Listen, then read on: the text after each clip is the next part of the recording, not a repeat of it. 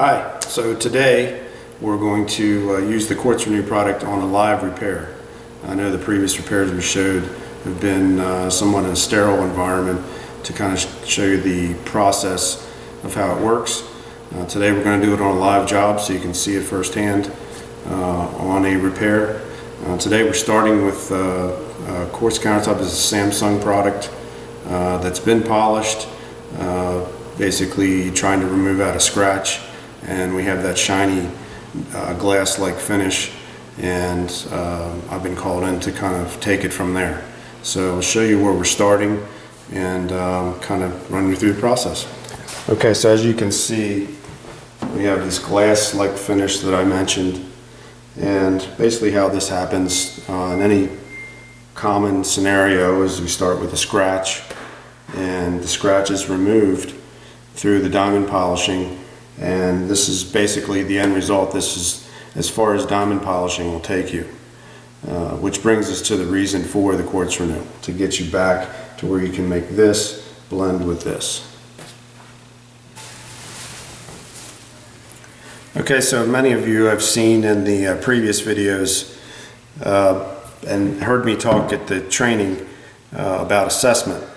So based on what we're assessing here, the primary thing that we have to focus on obviously is the texture. There is some residual hazing in this area, but the first thing I want to do is to get my texture back and then assess where I need to go from there as far as how much the hazing will need to be taken out. So my first starting point is the snakeskin revealer, and as it mentions on the label, this is something that you want to work quickly across the area and stop every 30 seconds or so, wipe it down, see where you are. It's not something you want to spend a lot of time on because you can make the snakeskin too prominent, and that's not a problem that you want to have because you'll be forced to go back to the diamond polishing again. Okay, so I'm going to start with the snakeskin revealer. I'm using the NSI's backer plate, the snail lock backer plate, and the lamb's wool pad for this step. So because I'm starting with a dry pad, I'm going to use a liberal amount to get started with because the pad will absorb a lot of the snakeskin revealer. Okay, I'm running my polisher at 1 all the way down, which in this case is 700 RPM. And like I say, I'm going to move kind of quickly across the surface for about 30 seconds or so, stop and see where I'm at.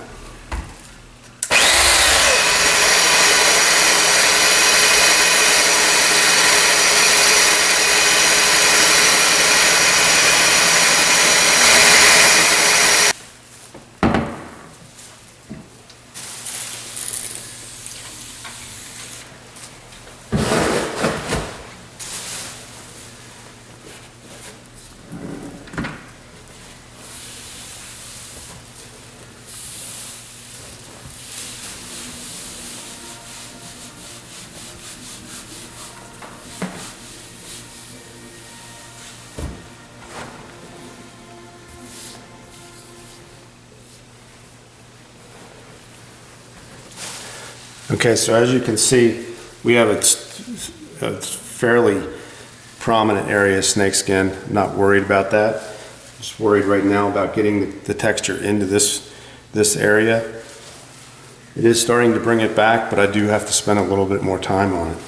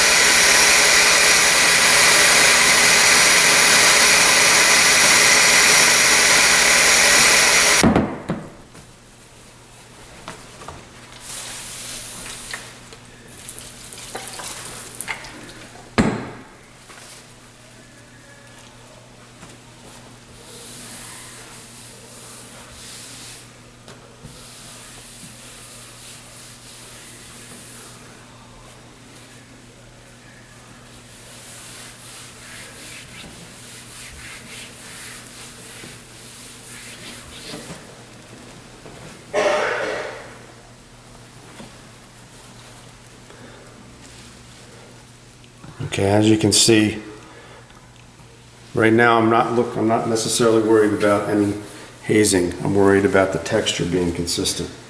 So the texture is certainly coming through pretty evenly at this point.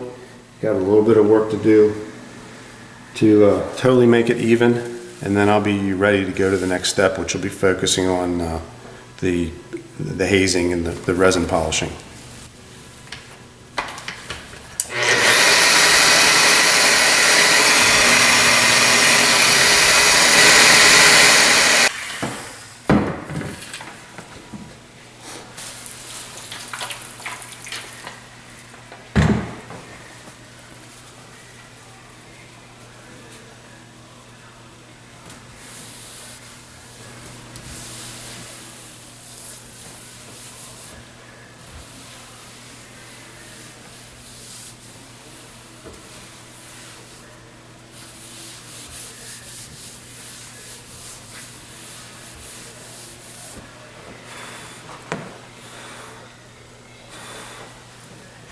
Okay, so I'm pretty happy with where the texture is turning out at this point, and I'm going to start focusing on getting this hazing that's left, blending that out. But as you can see how quickly the product works as far as creating that textured look. So you definitely want to do this in short intervals and work your way into it like I mentioned. Okay, so I'm now working to the second step, which is called the resin polish. For those of you who have used the first version of this when it came out, you'll notice that the second and third steps, the resin polish and final polish, have changed. And the most noticeable change is with the resin polish. You'll notice that it has a green tint to it. The product does separate. That's natural. So you definitely want to make sure that this is shaken well before you use it. So if you shake it well, it'll pretty much be a greenish white tint, and that means it's ready to use. Okay, so the second step is designed to polish the resin. So in the first step with the snakeskin revealer, this was really just a texture step. It does very little as far as haze goes, and their second and third step will be designed to take this hazier area to blend with this factory finish. And as you can notice, I do have a backstop all around my repair area. I just use aluminum tape and stand it up on end, and it keeps the splatter from getting into a bigger area and causing me more time in cleanup.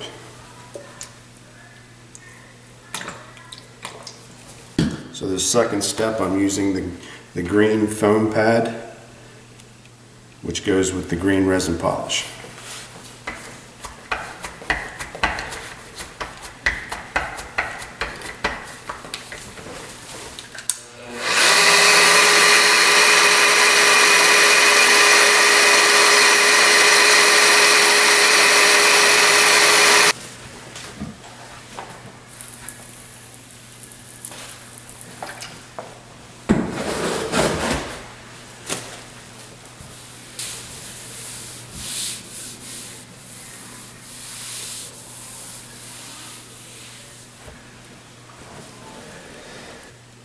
Okay, so I finished my resin polish, and again, this will get the residual hazing out. Obviously, you can still see there's a texture difference there, and I expect that my final polish step will blend this out. But the second step, I would say, will get you 80%. That's a reasonable expectation. Whenever you're to the point where you're assessing where you are and you're trying to understand if you've gotten the most out of that polishing step, the best thing to do is just stick your polisher in one spot and just let it run for about 30 seconds or so. And if it's making that area look shinier, then you need to spend more time on that step. That would go with any step that you're working with, diamond polishing, whatever. Each step of diamond polishing and Quartz Renew, they all have their potential to reach, and it's important that you reach each potential because essentially that's what you're getting at the end. If you see a repair that's almost there but not quite, a lot of times it's just because you didn't spend enough time on a certain step or several steps. So I'm going to go ahead and move to the final polish. I can spend as much time on this as I want to. So if I need to do it 2-3 times, it won't do anything but make the finish better. So with the final polish, we're using a white finishing pad, foam pad, for the final polish.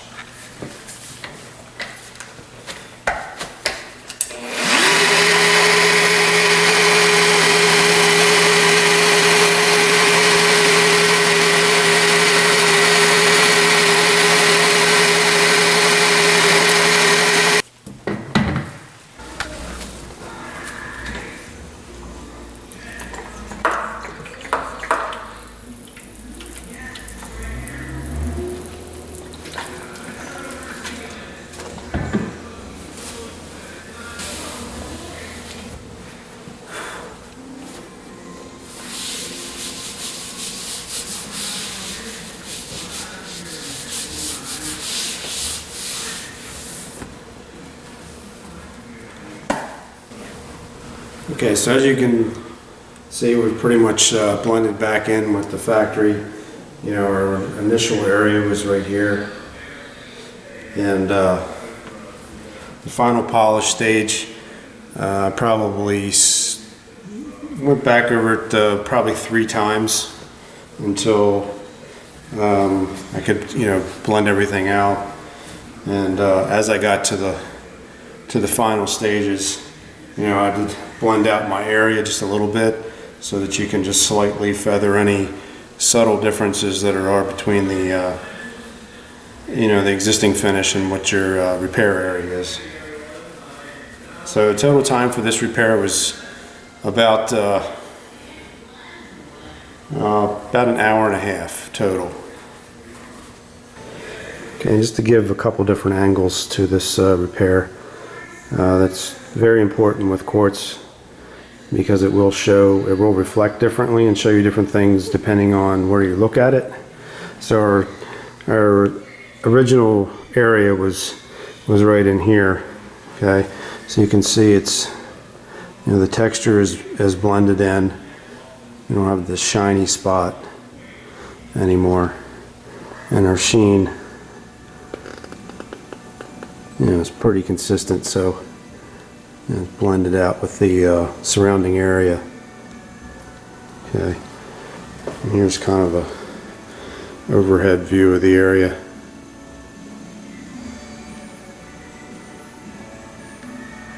Okay, so thanks for hanging in there and watching the process of how the Quartz Renew works.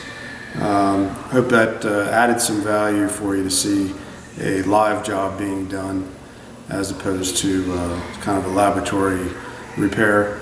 If you're interested or have folks that work for you that are you're interested in training them, we do offer training classes that not only go over quartz but also marble and granite. You can contact Resin Stone Products or look them up online to register for the next class. Thanks and have a great day.